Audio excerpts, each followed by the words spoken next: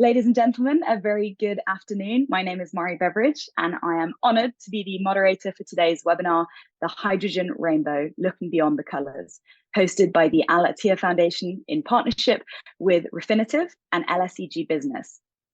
Now, let's go over some housekeeping rules. I'd like to start with before the discussion. For the best viewing experience, please read the instructions above the media player. For any technical issues during the webinar, please refresh the page or reach out to us via issuerservices@lseg.com. For any questions for the speaker, you can click Ask a Question. Please note that in the interest of time, we may be unable to address all the questions with our fantastic speakers today. During the session, you will be participating in polling questions. We look forward to all of you taking part in that. And of course, the recording of the session will be available using the same event link. Now, we'll have a presentation from one of our speakers shortly, but here is some crucial context for today. Hydrogen is a colorless gas, but when it comes to describing it, a whole rainbow of possibilities exists. From gray and brown to blue, turquoise, and red, there are different forms of hydrogen color-coded by industry over the years to categorize their production methods and environmental impact. While this simplified classification system has facilitated conversations about the future of hydrogen, it focuses on feedstock rather than carbon intensity. For example, green hydrogen is often favored as it's made using clean, renewable energy sources.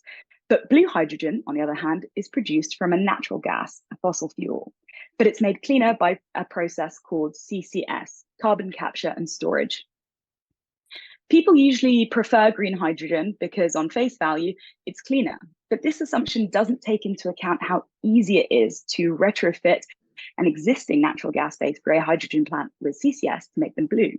This process has a much smaller carbon footprint than building a brand new green hydrogen plant. We'll also be discussing the colour labelling system and its shortfalls, should it consider emissions throughout the entire process of making hydrogen. Just because green hydrogen doesn't emit carbon during use doesn't mean there's no CO2 from making it and setting it up. As more advanced production pathways emerge in the fast-moving hydrogen industry, the overly broad color coding system will need to be refined and updated. According to the IEA, using colors to refer to different production routes obscures many levels of potential emissions and is proven impractical as a basis for contracting decisions and deterring investors.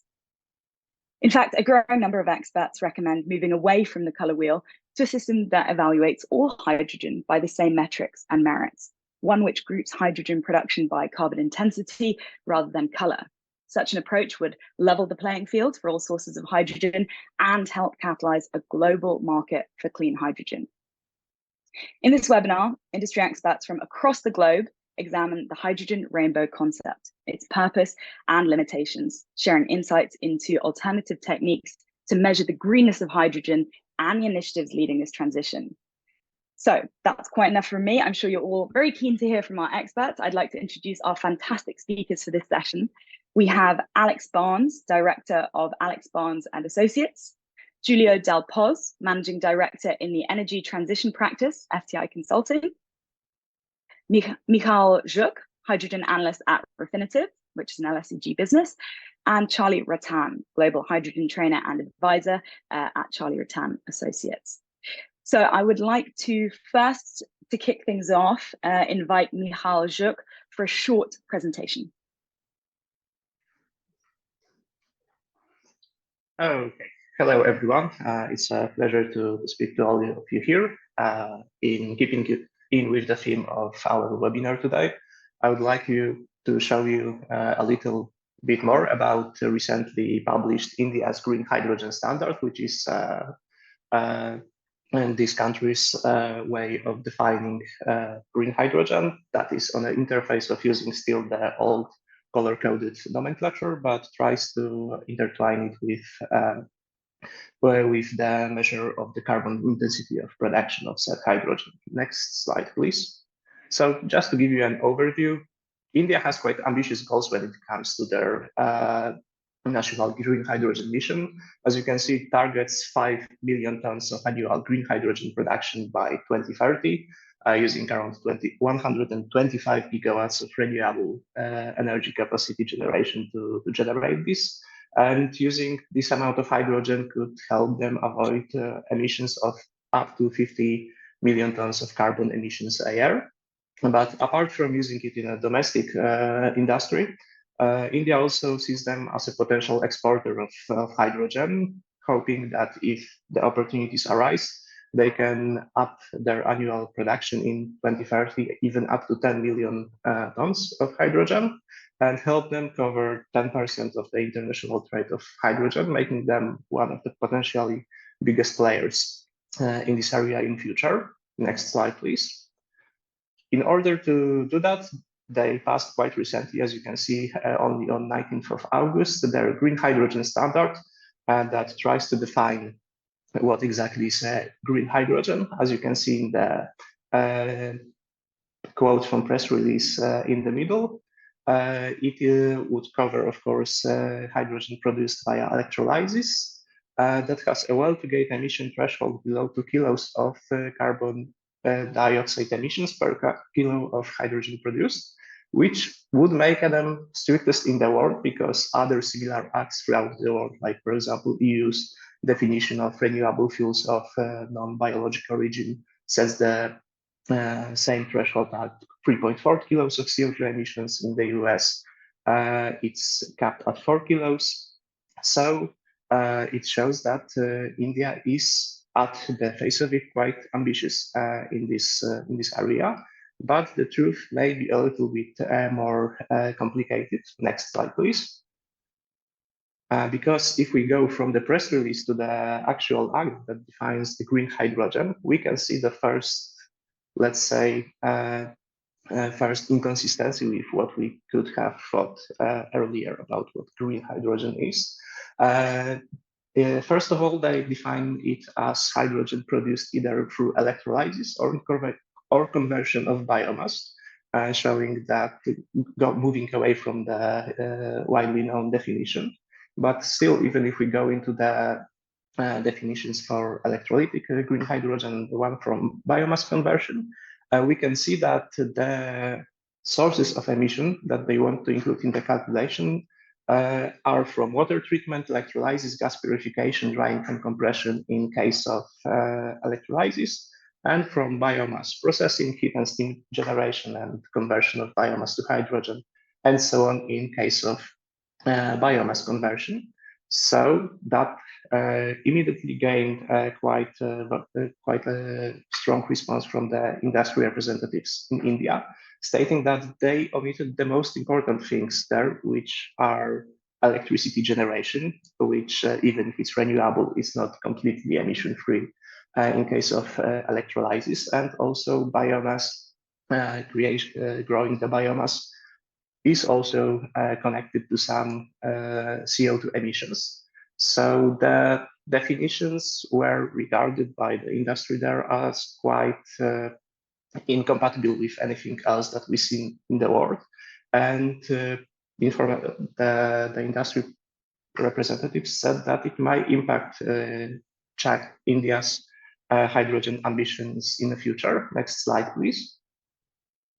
And the impact can go even farther than the hydrogen industry, because of course the first things that comes to mind, even if we assume when we assume the green hydrogen stamp gave by Indian government, the uncertainty around the associated emissions due to the omissions of information about the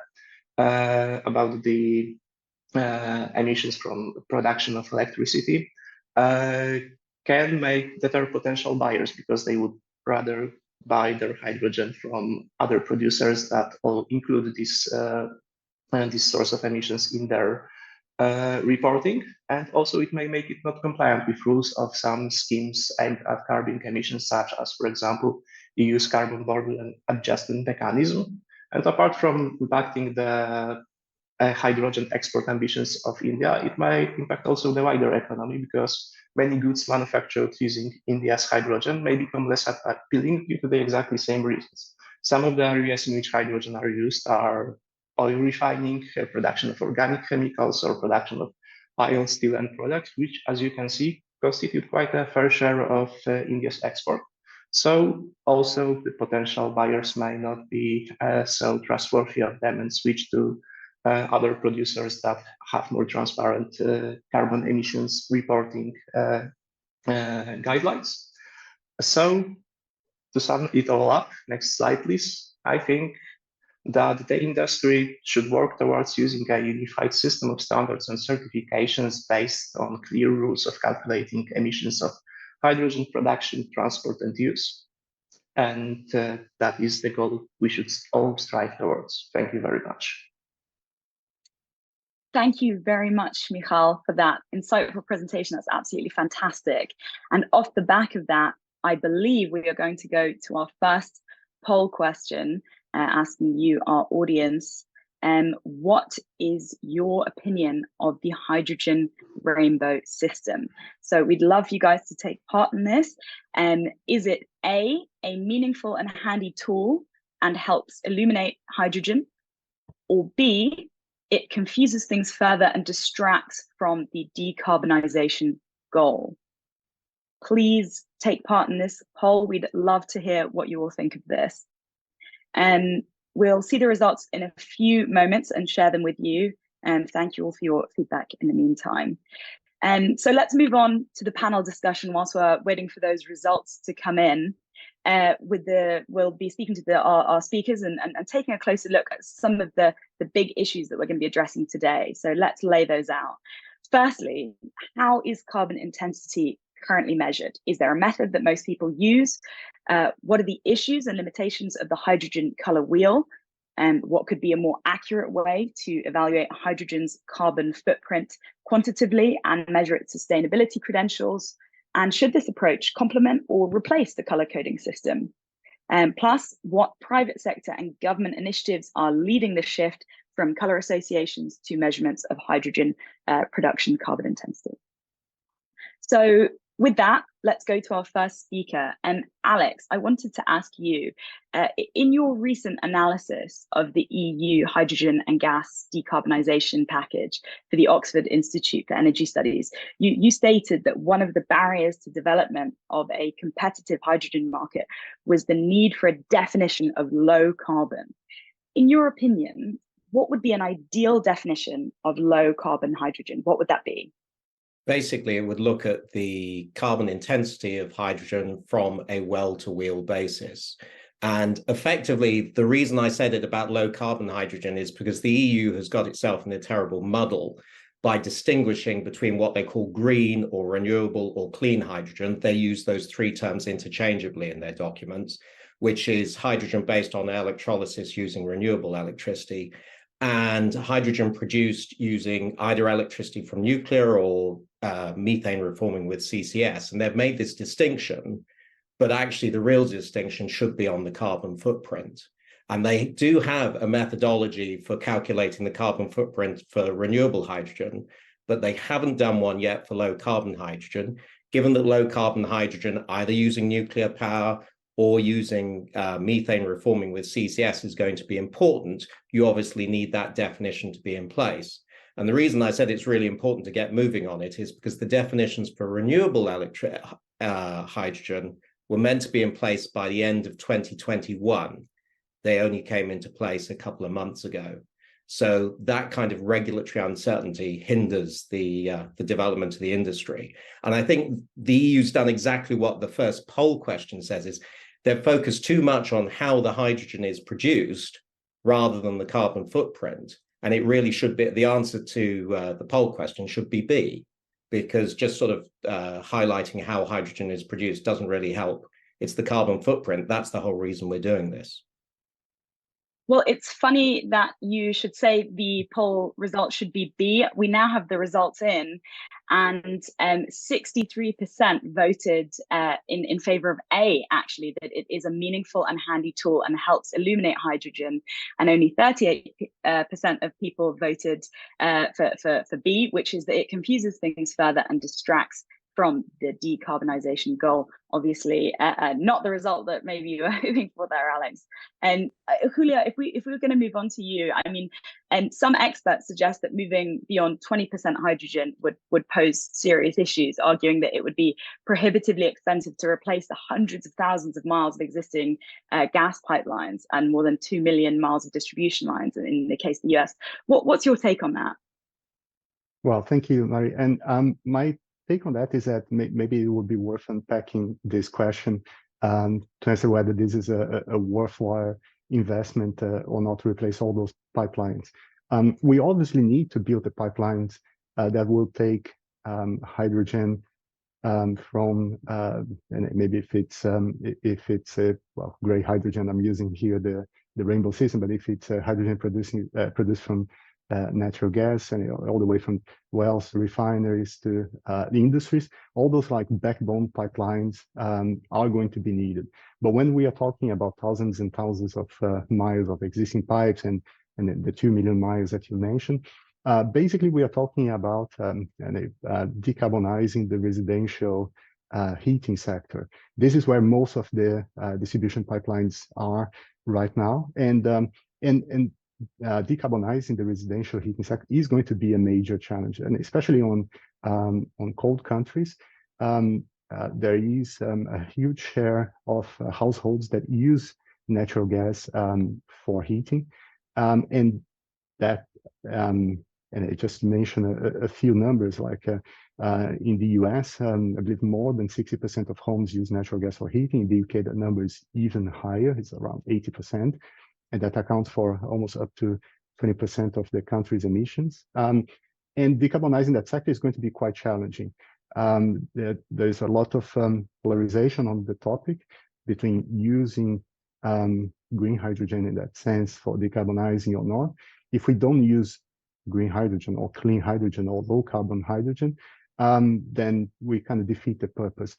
And if we take into account that hydrogen has a lower energy content than natural gas by volume, if we blend 20% of hydrogen into natural gas and send it to someone's home for them to use it in a boiler to heat their household, that might only reduce the CO2 emissions by 5 to 7%. So it kind of it doesn't achieve the decarbonization ambitions that we had for that sector. On top of that, we have all the technical challenges. We're still studying the exact safe blending limits. Those are being tested. Some tests go all the way to 20% of hydrogen blending with natural gas. Other countries or regions are setting lower limits because of safety concerns. Blending hydrogen or natural gas pipelines might cause what's called embrittlement or the weakening of the metal or polyethylene pipes, especially on high pressure pipes. So this is a problem. It's a problem for blending, and you can imagine that it's a much bigger problem if we're thinking about moving to 100% hydrogen at a certain point.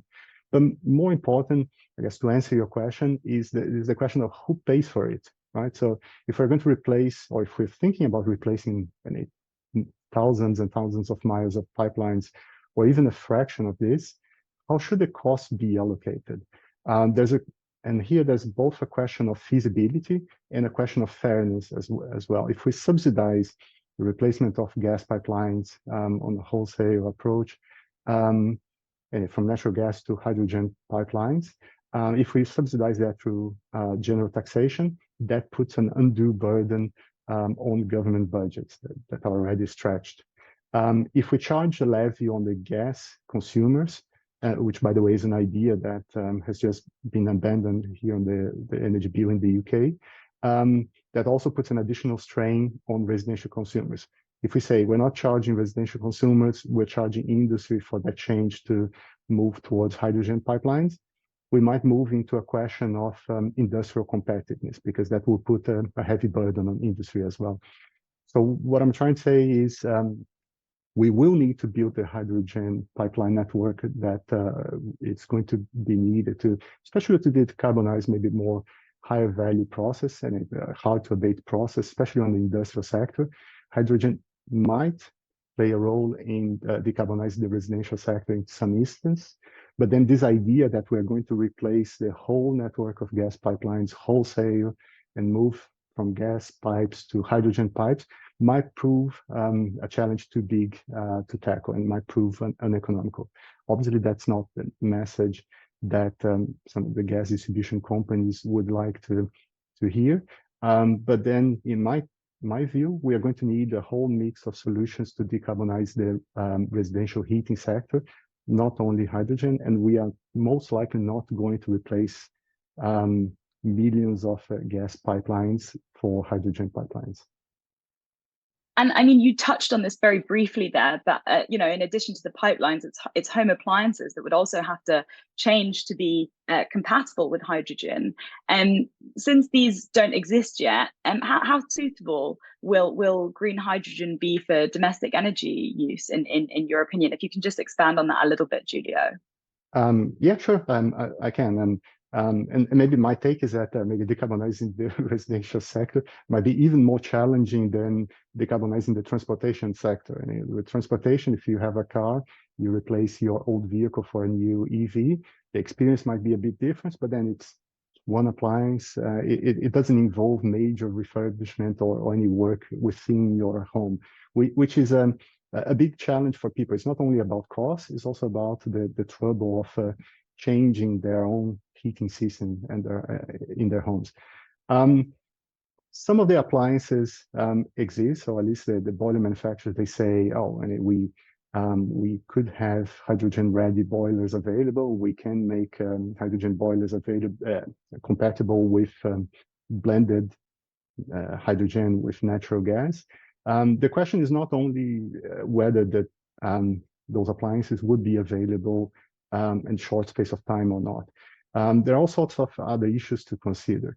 So maybe the first set of issues to consider are the health issues.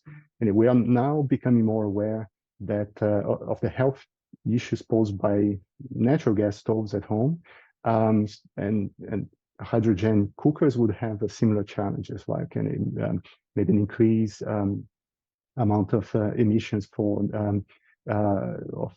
nitrous oxygen, nitrogen oxides, NOx, and those are emitted when you burn a gas. It can be natural gas, it can be hydrogen. If you don't have enough ventilation in your home, that will be an issue regardless.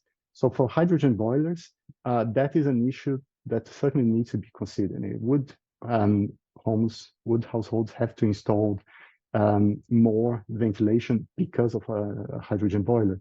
And would the pipes inside your homes would have to be replaced to account for the increased risk of leakage, or maybe even an increased risk of explosion because of hydrogen? So all those like health and safety concerns would lead naturally to increased requirements. It's not only about the appliance being available, it's also about what are the additional requirements if you're attempting to make this change, and what are the additional costs that will come from this as well. But maybe what I was saying before, I believe that hydrogen for domestic heating might play a role in certain instances. So for example, if you have a town that's on the edge of an industrial hub, it's close enough to a place where you're already producing green hydrogen at scale, then that green hydrogen might be available at the required quantities to distribute it to a network, a residential network that's close enough, and that might prove economical. Or you might have hydrogen available for district heating. So instead of trying to install a boiler in each residence, you have like one big boiler that distributes heat throughout a network of homes. But more likely than not, we are going to not have only hydrogen boilers for residential heating as the preferred solution. Especially for new builds, it might not make sense to actually connect them to the gas grid. You might go straight for heat pumps, for example. Or there might be some technical solutions coming maybe on the horizon, like heat storage solutions or thermal storage, or what they call the kind of electric boilers, which work pretty much like your natural gas boiler, but then instead of taking natural gas, it just takes electricity and it heats thermal element, and it kind of works in the same way with your radiators at home. So you'll be the final solution will be a mix of different options. You'll be a mix of the of how much households want to go through the trouble of refurbishing their existing appliance, their existing heating solutions. And it will also be a matter of how much governments will support people to make the transition on the margins. We don't want to put undue burden and making people pay huge expensive tariffs if they are not able to, especially if they are the last ones that are able to switch from natural gas to different solutions. So yeah, I hope that answers your question, but that would be the transition for residential heating. Great, thank you so much, Giulio. Charlie, if we can come to you next, it's the big question. A huge part of this debate is green hydrogen and how it's typically seen as the sort of game changer for many of the hard to decarbonize sectors, and it's often favored over blue hydrogen because it's generated by renewable energy and only emits water vapor. But I want to ask you, Charlie, is green hydrogen as perfect as it sounds?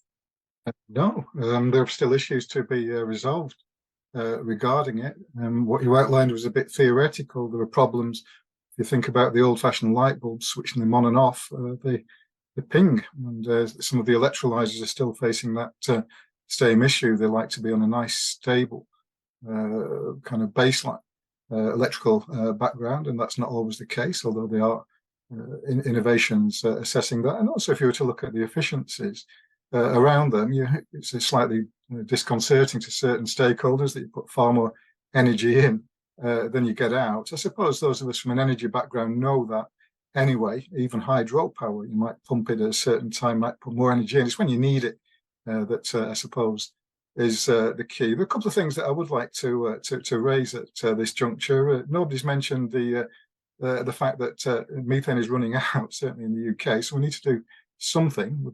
We just heard from Julio about the heating aspect. And of course, there are decommissioning costs associated with oil and gas infrastructure, the North Sea. There's some eye-popping figures that are enshrined in law that need addressing, and they might just improve the business case if those decommissioning costs are also put into the discourse, because who pays, as we've just heard, is a big issue.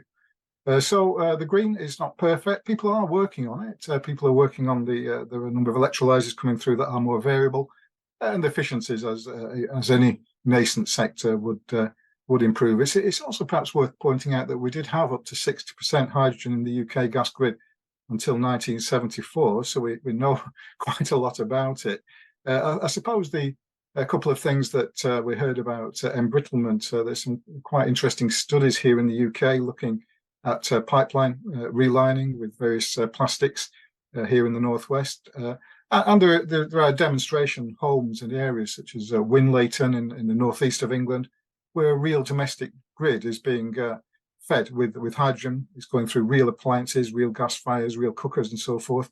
And you can see the kit in operation, Winlayton and in Elton, near Whitby, near Ellesmere Port, which, talking to the manufacturers, they say we're ready. We're just ready for scale. So if there was to be a switch to green hydrogen, we'd start producing many more of these appliances. So there are still problems with the green sector around the variability of the energy source and nice smooth and some of the efficiencies as well. But let's not detract, because people are working at that, and indeed at the regulatory side that we've heard flagged from a few of the fellow panelists as well. Michal, I wonder if we can go to you next on this, based on your latest research at Refinitiv. What would you say is the current state of green hydrogen and the green hydrogen market, and how do you see it progressing? So regarding the market, it's still at a scale completely uncomparable with what we know from, for example, gas or coal or whatever, or other energy sources. It's still localized, so most of what is produced is used either within the same facility or somewhere close by to the production sites. But it's slowly progressing. Like, we have to remember that compared to those well-established industries, taking its first steps only. So we are still quite far away from seeing its full potential. But we are finally seeing like first commercial projects being complete and starting their operating. For example, a month and a half ago in China, Sinopec finished their green hydrogen project that will produce 20,000 tons of green hydrogen a year that will be piped to a nearby refinery, also owned by Sinopec, where it will replace some of the currently used gray hydrogen, resulting in a lower emission of the operations at this refinery. And we are slowly moving towards, like a few years ago when the buzz around hydrogen started, we are like at 1 megawatt scale, 2 megawatt scale in the production. Now the projects that are being completed or are already completed are in tens of the megawatts, and looking in the quite near future, like 2024, 2025, we are slowly moving towards like hundreds of megawatts, and even the decisions, final investment decisions and so on for first gigawatt scale production facilities are being seen. We're also hopefully quite close to emergence of first international trade routes. Recently, in the Canadian province of Newfoundland and Labrador, the provincial government there approved land leases for different developers of green hydrogen projects. Both two of them are expected to start up in 2025. Just in time for them to start fulfilling Canada's pledges of exporting their hydrogen to Germany as set in the Canada-Germany Hydrogen Alliance. And there is quite a lot of more coming. There are still like quite a lot of memoranda of understanding agreements between countries, between companies taking into account. But overall, I think in the next few years, we will see quite an impressive growth of production capacity and also emergence of new trade routes that weren't there even a few years back. And as the shortfalls of the hydrogen rainbow become more and more apparent, and as more advanced production pathways emerge, Michal, do you think governments will sort of shift their focus towards investments that like prioritize hydrogen carbon intensity regardless of color? And if so, why? Why not? I definitely think that they will progress it towards this. We can already see it, like, for example, in the case of India that I already presented, in UAE's case, or the United States of America, where their methods of calculating the thresholds may not be yet perfect. I think those are first necessary steps for us to take. It's better to have some legislation that isn't perfect, but it's there and it enables unlocking funding, research and development of the technologies needed to reach the goals and the hopes we have with hydrogen. But we have to remember that international organizations, like, for example, the ISO, are working hard on developing the methodology for calculating hydrogen CO2 intensity of hydrogen production using different methods, and looking at, for example, even at EU's legislation in case of measuring carbon intensity of other processes like energy generation. EU is already referring the particular acts proposed by ISO in their legislation. So I won't see why governments across the world wouldn't take this opportunity to referring to a set, like a well-developed set of standards once they are finally published in a year or two.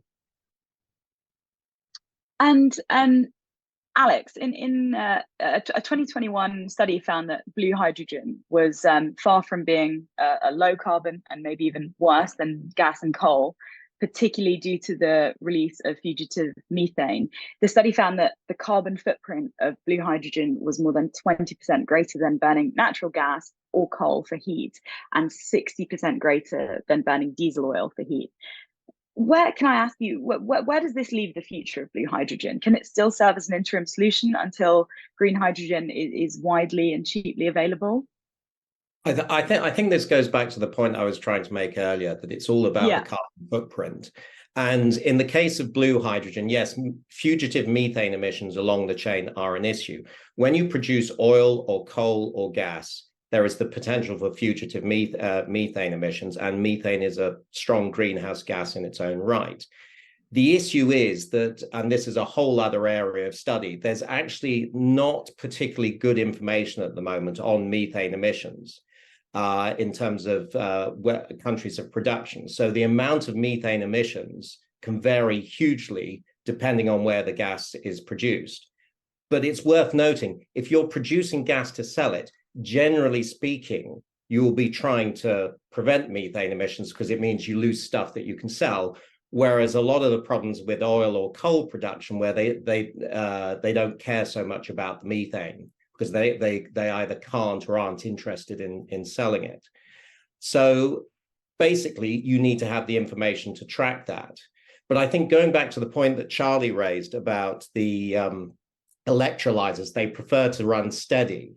That means that if you want to run your electrolyzer steady, sort of 24/7, which is much better for it, better efficiencies, certainly improves the economics.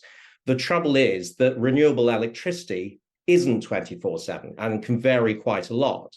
So then you have the issue is, what do you do when the wind isn't blowing or the sun isn't shining?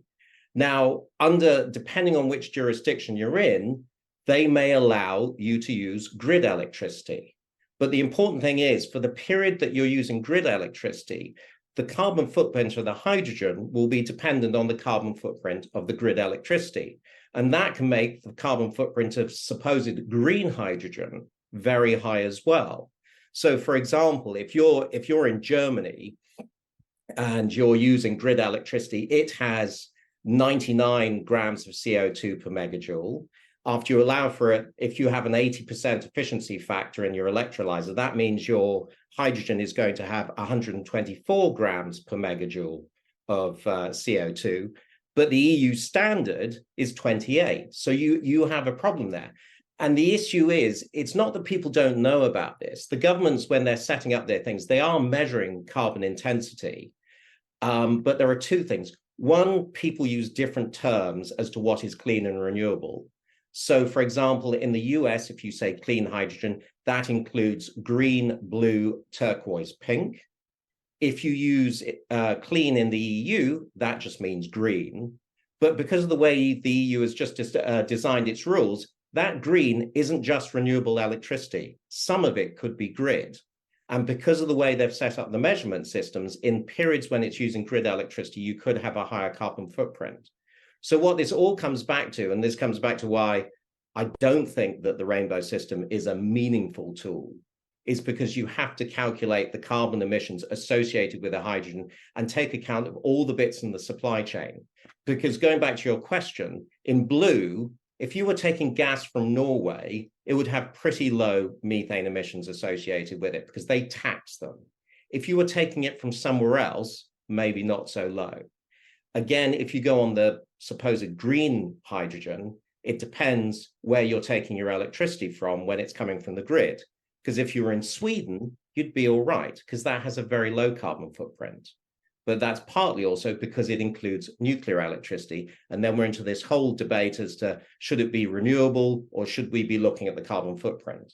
As I said before, this is all about decarbonization. The reason we're talking about hydrogen is to replace fossil fuels in areas where direct use of electricity doesn't work. And therefore, you want to make sure that the carbon footprint of the hydrogen is lower. Otherwise, you're just kind of taking one step forward and two steps back. Thank you very much for that. We're going to go to our second poll question in a moment, but I wonder, Charlie, whether you would like to respond to what Alex said there. Yeah, there are a few interesting self-solve type of initiatives that might help this issue of variability that was touched upon there. One, I think it's something around fuel cells, which might be considered to be the hydrogen equivalent of a battery or a flow battery, really. And there are some schemes in Africa where the baseline is being solved within the hydrogen ecosphere, if you like, by using fuel cells. So there are interesting projects to see how those prevail and whether that will give that kind of baseline steady approach for the electrolyzers. The second strand is that obviously, like everything else, innovation is strong in the sector, and some of the new electrolyzers are increasingly able to deal with some of the variability. Wind doesn't blow the same speed all the time, which is true, although you tend to cite them in windy areas. And solar is obviously not 24/7, certainly not for an African perspective. You've got the night to contend with. So there are innovations. Whether those innovations are ready to plug the gap or not remains to be seen. So let's wait and see what happens from the green side. I suspect that I'm slightly at variance with many on the panel today about which technologies might prevail going forwards. Can I just come back on that, Mary? Because yes, I actually agree with what Charlie's just said. I think there are solutions to solve it. So this is not a reason for saying we shouldn't have green, we should have blue. Green, if it's using renewable electricity, is definitely the lowest carbon option. I think the issue is the kind of innovations that Charlie spoke about will not be encouraged or remunerated if you have a standard that which the current EU standard says that if you meet these rules, you are counted as zero emissions. Whereas in fact, you could have emissions that aren't zero because of what I said. So if you have the proper carbon accounting, that will drive exactly the kind of innovations that Charlie's talking about. And I think that's the issue, because we don't want to kind of kid ourselves, but saying, oh, we've designed a set of rules that kind of ignore this difficult problem of variability, which seems to be the attitude of some in the wider world. Actually, what we need is thorough carbon accounting. And then people will say, oh, but we can solve this by, for example, fuel cells, or you can have pumped hydro, or you can have the technology, the way that you use your electrolyzers, etc. And I think that's the real thing. We don't want to kind of fall into the trap that we fell into with biomass and bioliquids a few years ago, which said, biomass, bioliquids, they're great. And then you found out people were cutting down rainforests to grow palm oil. It's all about making sure that you incentivize the right behaviors. Fantastic. Okay, well, with that, let's go to our second poll. Let's put it to the audience. So if we can bring that up, there it is. What could be an alternative way to define clean hydrogen and reflect the emissions intensity of production routes? A, certification schemes, B, regulatory frameworks, or C, non-regulatory standards intended for guidance. So if you would like to vote in that, now is your opportunity. And something else that I really wanted to touch on before, whilst we wait for these results to come in, is ammonia. And Charlie, you've previously referred to ammonia as the other hydrogen. And can you just elaborate what you mean on by that? Yeah, I can't claim credit for that phrase, but I suppose if you were to look at the chemical composition of it, you'll see great similarities between ammonia and hydrogen, a little bit of nitrogen accepted. Of course, that is well known in the agricultural sector where it's used for fertilizers. I suppose the second strand would be that in the creation of ammonia, you use a lot of hydrogen, and rather unfortunately, a lot of that is currently being vented in certain areas, which given the amount of noise around the hydrogen sector at the moment is a surprise, to say the least. So there are great chemical similarities. The production of ammonia uses a lot of hydrogen, and I suppose ammonia could, in theory, be quite a useful carrier of hydrogen. If you look at project in NEOM in the Middle East, the route to market will largely involve ammonia. Bizarrely, if you mix ammonia with hydrogen, you can move 4 times as much hydrogen as hydrogen in its own right. So if you want to move a lot of it to market, it's a useful substance to consider. It's toxic, it's caustic, you need to keep it away from people. But 140 ports already deal with it. Oil and gas is familiar with it. Agriculture is familiar with it. At the start of this session, it said, I think, that hydrogen is a gas, but it's not just a gas. It's also a liquid, and it's also even a kind of a goo, and even a solid, possibly, as well. So there are 4 types, not just one, as may have been indicated at the start. If you were to think about the liquid side of hydrogen, it's quite hard to move as a liquid. You have to get it to minus 253 degrees, which can be done. but it's very energy intensive. It's costly and overhead. So if you involve ammonia, you could reduce that to -33, which is still cold, but domestic freezers run pretty close to that already. So it's not necessarily onerous. And people are looking at that. There are ammonia vessels and NEOM and schemes in Africa as well are looking at ammonia. So it's got similarities, chemical similarities, and the production of ammonia uses hydrogen. So there's some interesting synergies from a supply chain commercial point of view between the two substances. So hopefully that answers your question. Yes, it does. And you've wrapped up your answer just as these poll results have come through. And we were asking people what would be an alternative way to define clean hydrogen and reflect the emissions intensity of production routes. And 33% of people have voted A, certification schemes. The majority, 67%, have voted in favor of B, regulatory frameworks. And I think we've got 0% for C, for non-regulatory standards intended for guidance.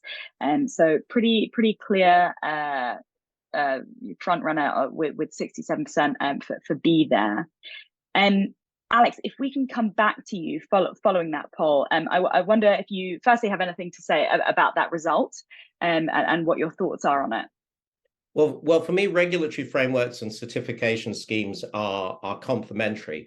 What I would define regulatory frameworks as government saying, this is what type of hydrogen we find acceptable. Now, the reason that's important is because at the moment, low carbon or renewable hydrogen, whatever you like to call it, isn't competitive with the traditional type of hydrogen, let alone fossil fuels. So it needs subsidy. So if you're going to subsidize something to decarbonize, you have to set standards for what you want to do. And that's what the EU rules do. It's what the UK low carbon hydrogen standard does.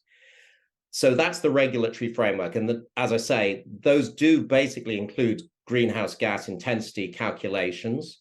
It's also interesting to note, just in passing, that fugitive emissions of hydrogen, although hydrogen itself is not a greenhouse gas, it can interact with other greenhouse gases such as methane and have an impact. And the UK government specifically mentions this in its low carbon hydrogen scheme.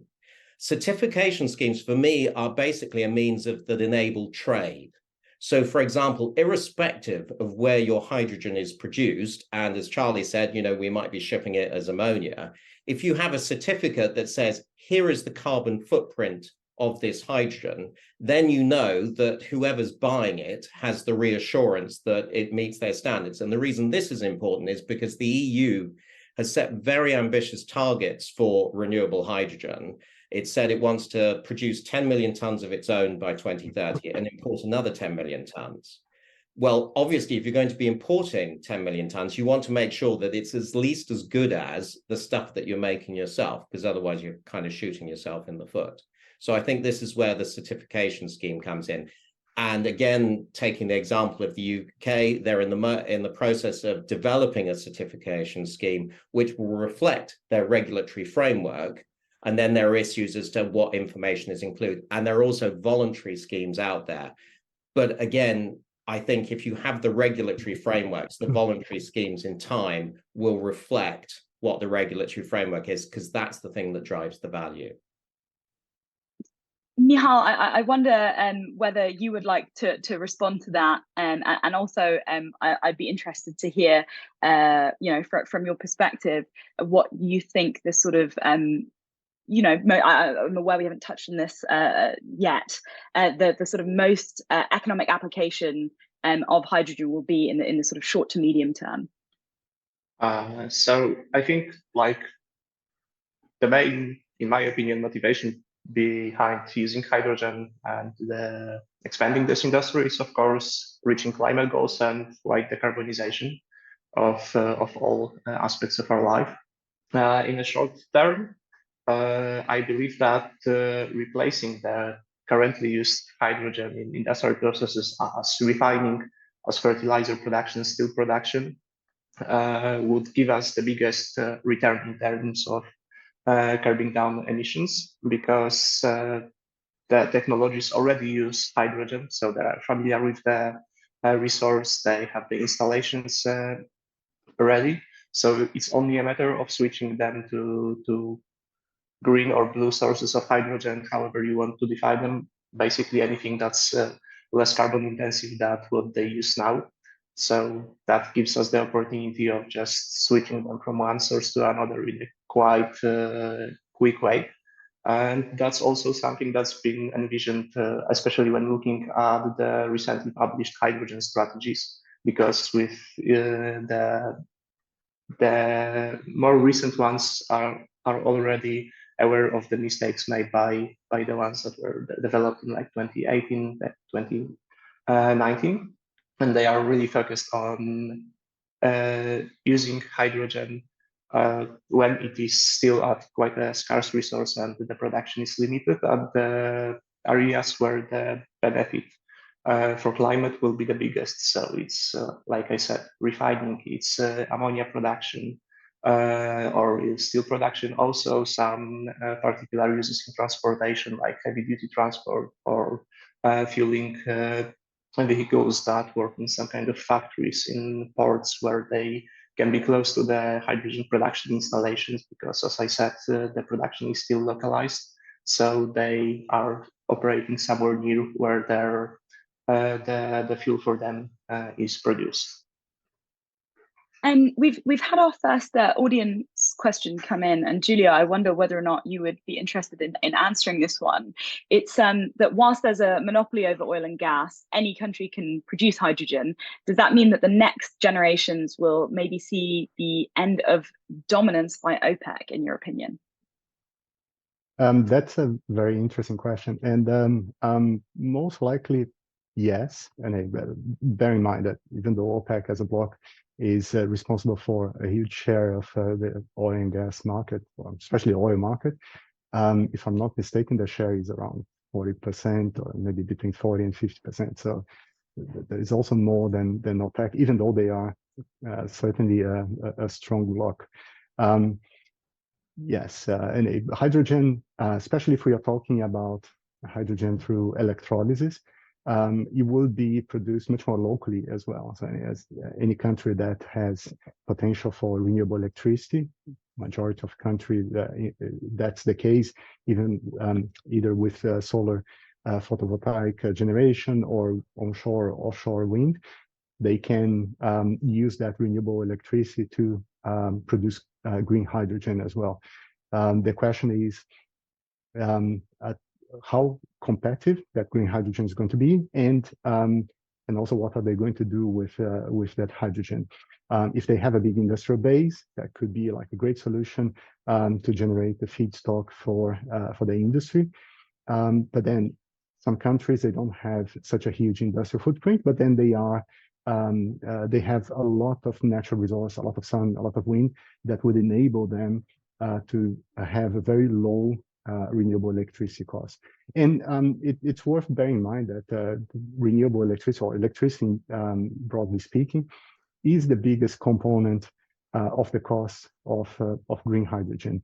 The total capital cost for a project is probably around 15%. Electricity costs are between 70 and 75%. So maybe to another with what Alex was mentioning before, having like a metric for carbon footprint of hydrogen generation, at least on the cost side, there is a metric that is fairly well understood, which is like the levelized cost of hydrogen production.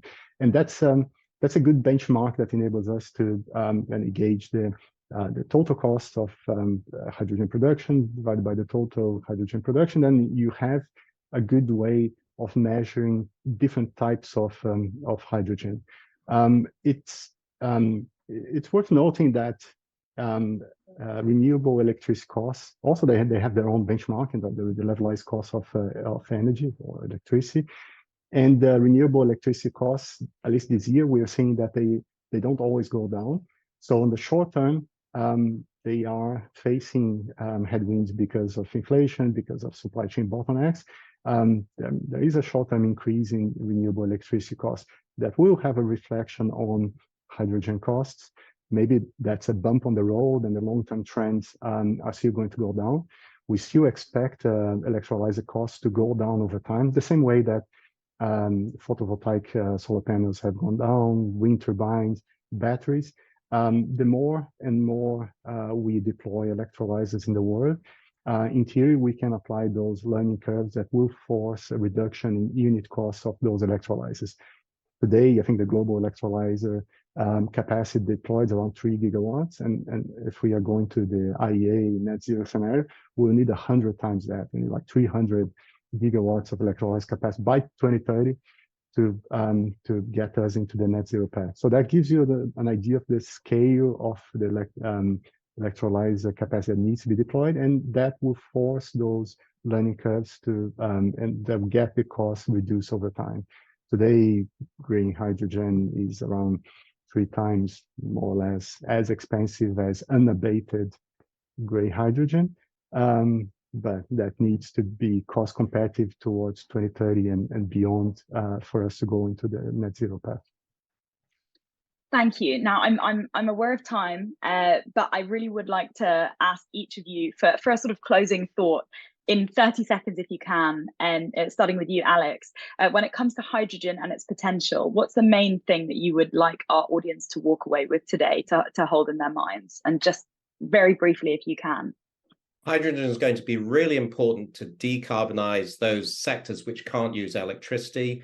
The important thing, though, is that we have clear and proper greenhouse gas accounting so that we really are reducing emissions and not thinking that we are. Fantastic. And Michal, if you'd like to do yours. I think apart from what already has been said, it's worth considering how, apart from decarbonizing the current energy and industrial landscape, it can unlock opportunities for countries that up until now hadn't had much say in shaping how it all is formed in the world, and give them a bigger say in planning our future towards net zero. And Charlie, your final thoughts on the hydrogen debate? Yeah, it's a very versatile tool, and it's certainly part of the energy mix going forward. These nuances are being worked out. People are working away. I do concur with my fellow panelists that regulatory frameworks are vital to ensure certainty going forward, to ensure that the investment we've heard some eye-popping figures just now, that the investment enables the energy transition to take place. Fantastic. And finally, Giulio, back to you. Your 30 seconds. What would you like our audience to walk away with today?